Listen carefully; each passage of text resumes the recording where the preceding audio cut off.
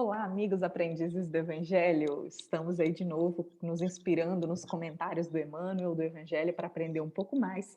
E a gente escolheu hoje, ainda no livro Caminho, Verdade e Vida, o capítulo 12, que o título é Educação no Lar. E é baseado numa passagem do Evangelho de João, capítulo 8, versículo 38, que é: Vós fazeis o que também vistes junto de vosso pai, e pai com letra minúscula. Então, basicamente, a frase está dizendo que a gente faz o que a gente vê o nosso pai ou mãe fazendo. E nós julgamos isso, além de muito pertinente para as nossas vidas diárias, ainda com uma correlação com esse momento que a gente está vivendo de pandemia. Não é isso, Apolônia? Isso mesmo, pessoal. Boa noite. Espero que vocês todos estejam bem, né? Aqui em casa a gente está bem. E é um assunto bastante pertinente para este momento, né? Educação no lar. Na verdade, eu acho que a gente perdeu um pouco essa questão dessa educação no lar, né? Antigamente, o pessoal da minha idade, por exemplo, o pessoal falava assim: quando o nosso pai e a nossa mãe olhava para a gente já sabia o que o pai queria dizer, né? As famílias elas eram muito presentes, o pai e a mãe era muito presente. Era muito comum as pessoas sentarem à mesa para comer, né? Para poder se alimentar, e aonde a figura materna e paterna estava sempre presente. Hoje em dia, isso quase não ocorre mais, né? Então, é, é, a figura paterna ela existe, a materna existe, mas cada um está no seu espaço. E, embora as pessoas estejam conectadas com o mundo através de um aparelhinho chamado celular, as pessoas não estão conectadas dentro do lar. E isso tem feito muita falta, né, para as famílias. É, as crianças hoje, é muito comum a gente ouvir o relato das crianças: meu pai nem sabe o que eu sinto. Meu pai nem liga para mim. Minha mãe nem sabe que eu gosto disso ou que eu gosto daquilo. É muito comum as crianças relatarem isto quando eles estão num ambiente da escola, por exemplo, com os professores, né? As frustrações que eles têm e do qual a família não não convive, não percebe essa questão, né? Eu até comentei com a Lívia no nosso bate-papo aqui antes que a pandemia ela parece que trouxe um pouco isso de volta, né?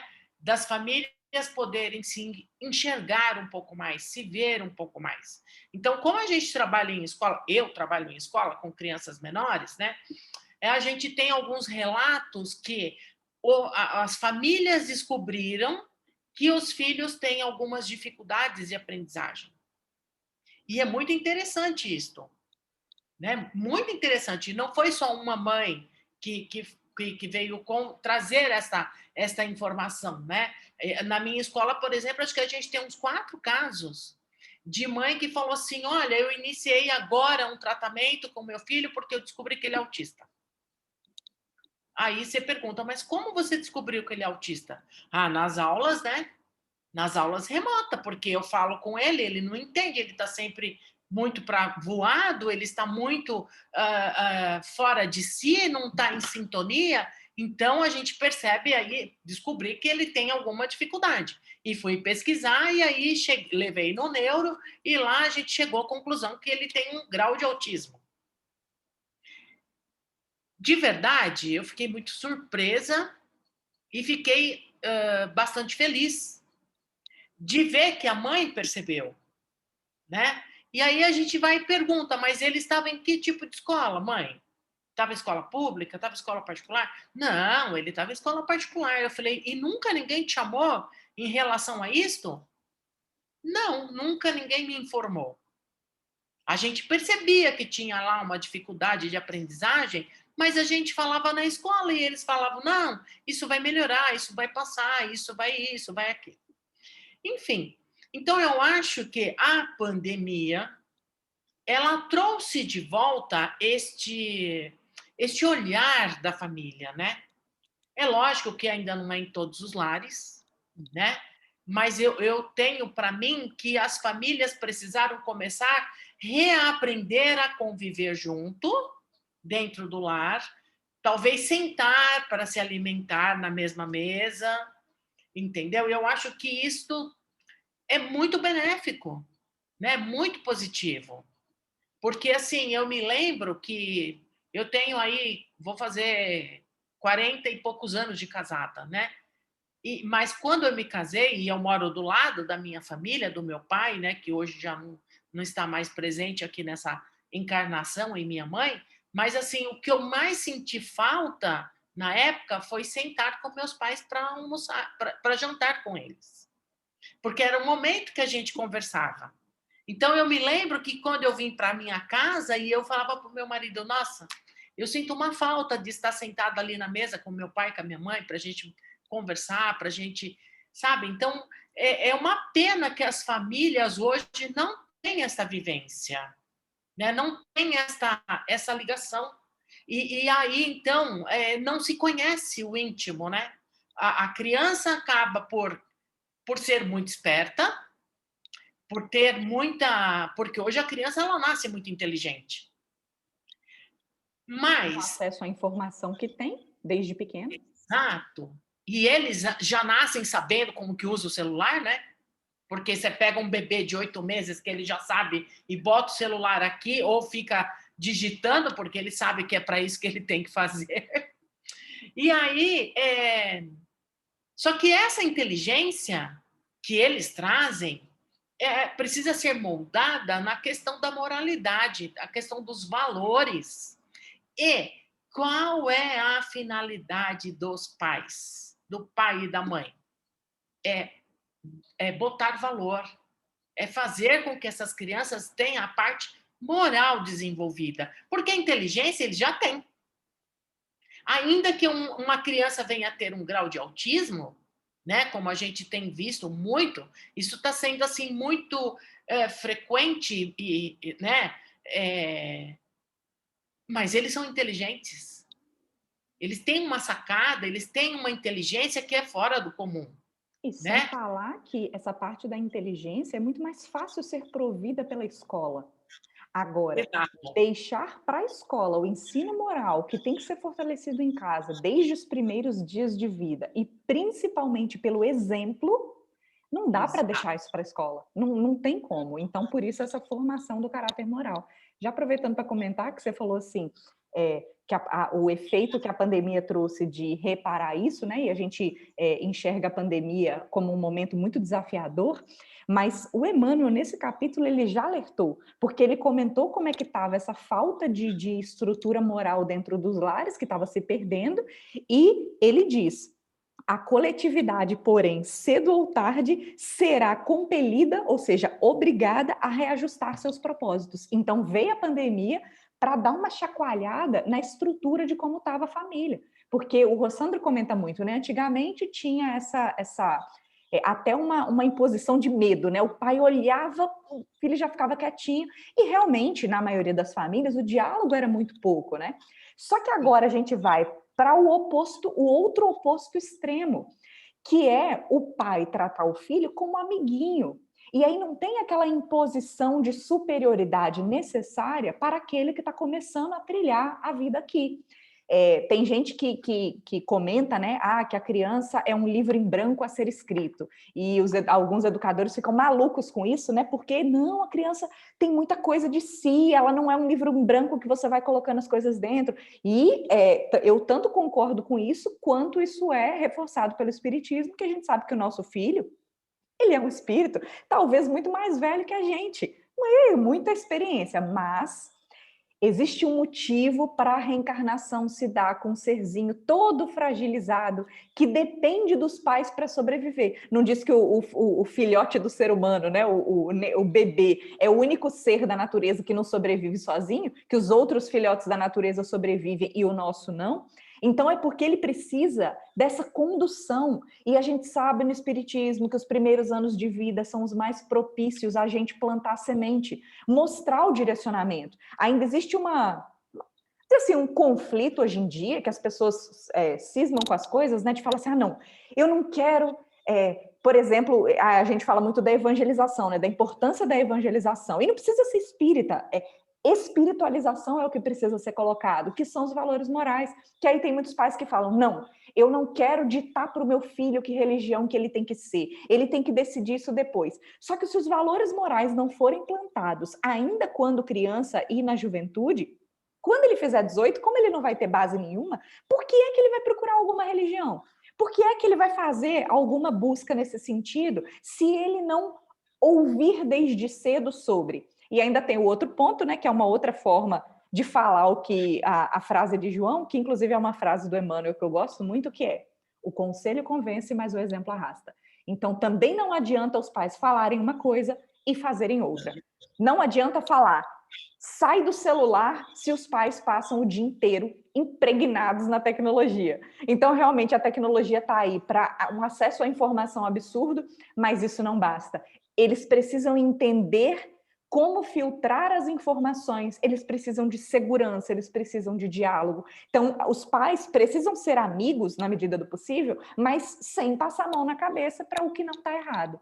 E claro que, Exato. assim, o Emmanuel chama atenção para a responsabilidade que os pais humanos têm com as crianças, e a gente sabe que cada um faz o melhor de si, né? Assim, se os pais realmente estão se esforçando, não é que eles vão acertar 100%. A gente não acha que os nossos pais acertaram 100%, e nem nós como pais, a Polônia já como mãe e eu ainda como futura mãe, eu não acho que eu vou acertar tudo. Mas se a gente Com fizer certeza. o melhor possível, já é o que a espiritualidade espera de nós. Exato. E assim, ó, você falou, tocou em vários pontos importantes. Por exemplo, o pai e a mãe, eles são exemplos. Exemplos de tudo. E a criança vê o pai e a mãe como um herói até uma certa idade. Depois disso, eles já não vêm mais. Então, por isso é importante a gente entender essa honestidade, estarmos ligados aos nossos filhos, né? Oxa, ele tá olhando assim, tá olhando, tá pisando daquele jeito, ele tá ansioso, tá nervoso, tá bravo, tá isso, tá aquilo. A gente tem que saber decodificar o nosso filho, os sentimentos que eles estão vivendo, né?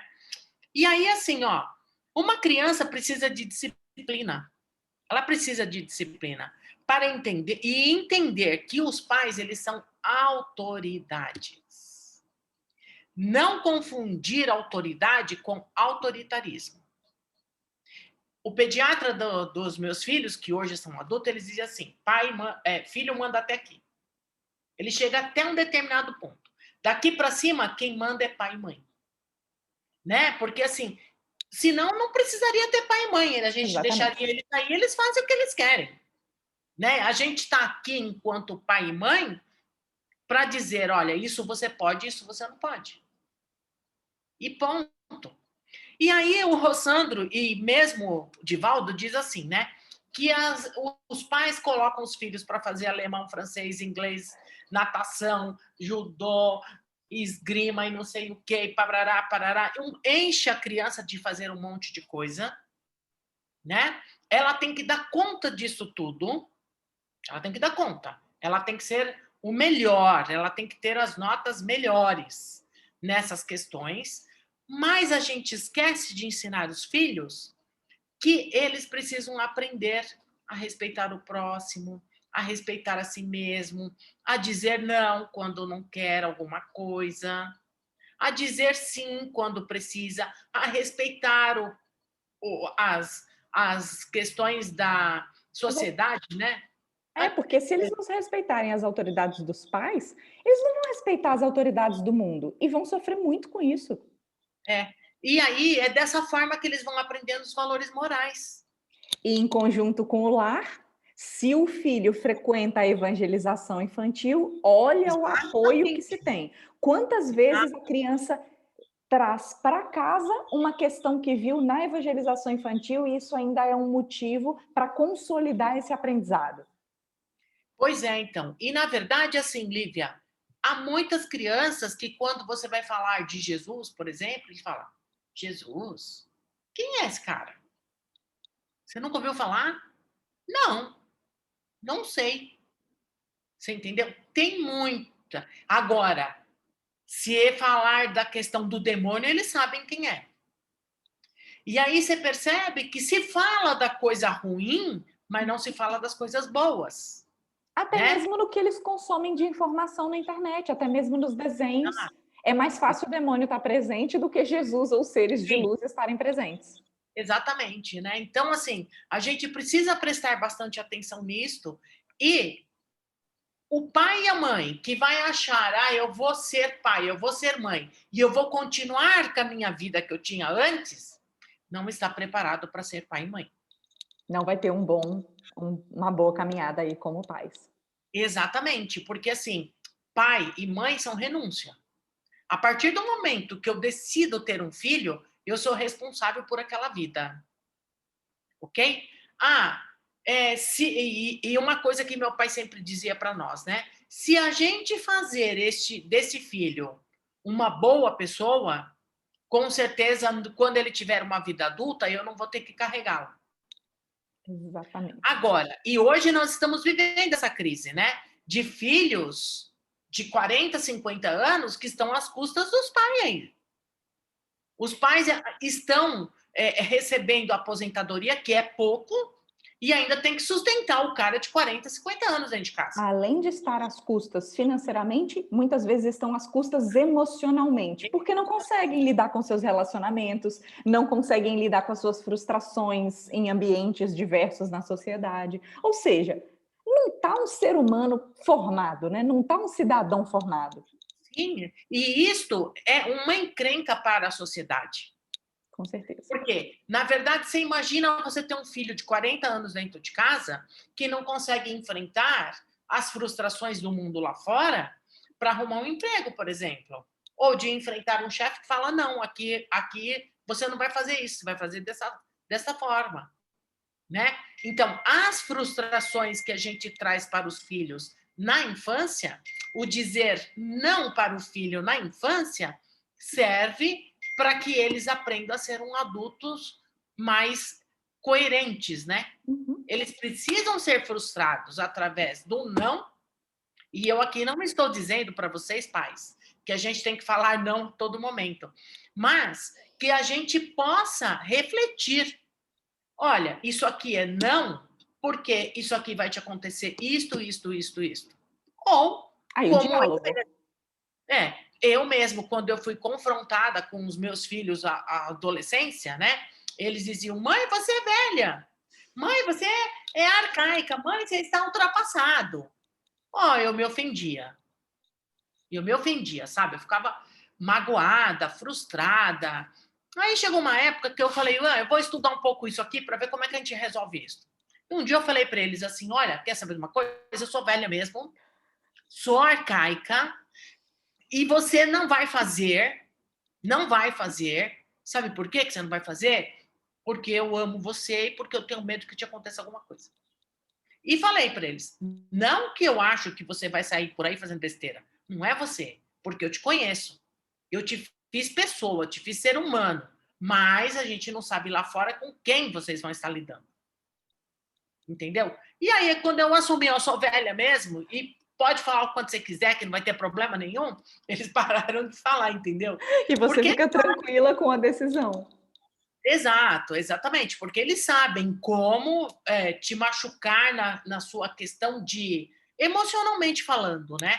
Agora, a gente tem que ser mais esperto que eles, né? E como Eu você acho que falou, é renúncia, inclusive nesses momentos, de é ferido, mas segue em frente no papel de pai ou mãe. é verdade, é isso, Sem gente. melindre, né? É isso. E vamos para o nosso encerramento, então? Exato. E ser pai e mãe, a gente nunca sabe se a gente está fazendo certo. Mas a gente tem que buscar sabedoria, pedir orientação a Deus. Isso E é aí. isso, gente. Espero que vocês aproveitem. E nós vamos ao nosso encerramento, vamos assim fechando os nossos olhos. Vamos assim retirando os nossos melhores pensamentos e sentimentos. Vamos assim envolvendo o símbolo da nossa casa. Vamos imaginando que esse símbolo vai sendo levado para o globo terrestre. E ele vai crescendo na sua forma, na sua luz. E vai assim envolvendo todo o planeta. Do lado de fora do nosso planeta encontramos Jesus, que com os seus braços abertos vai envolvendo este símbolo e o nosso planeta em muito amor e muitas bênçãos. E este símbolo e os amor de Jesus vai sendo levado assim para todos os países que encontram neste momento as suas dificuldades, seja pela pandemia, seja pela fome, pela miséria, pela ignorância do homem. E vai assim envolvendo também os mentores de todos os países, para que possam haver a sintonia, para que possa envolver os seus governantes, para que possam tomar as melhores resoluções para envolver o seu povo. Mas vamos assim trazendo este símbolo para o nosso país, Brasil, em todo o seu contorno territorial. Vamos imaginando que o arco-íris vai se fazendo presente em toda a extensão do nosso país, envolvendo todos os povos que aqui vivem, envolvendo assim, principalmente Brasília, que dali saem todas as leis que movem a nossa população. Que todos os membros dali possam ser envolvidos, para que mente e coração seja regenerado com a moral de Jesus, para que possam beneficiar o nosso povo, envolvendo assim todos os leitos hospitalares, todos os leitos de dores, de qualquer doença, dessa pandemia e qualquer outra doença que as pessoas estejam passando. Vamos assim envolvendo ainda o nosso estado, a nossa cidade, o nosso bairro. E vamos assim envolvendo o nosso lar e a casa Aprendizes do Evangelho, fortalecendo assim todos os membros e os seus dirigentes. E vamos deixando ainda as nossas melhores vibrações, para que Dr. Bezerra de Menezes possa utilizar aonde se fizer necessário neste momento. Que assim seja, graças a Deus. Assim seja. Uma ótima semana, um ótimo fim de semana a todos. Que todos os pais desse grupo e de todo o universo possam ser envolvidos. Que assim seja. Boa noite. Boa noite.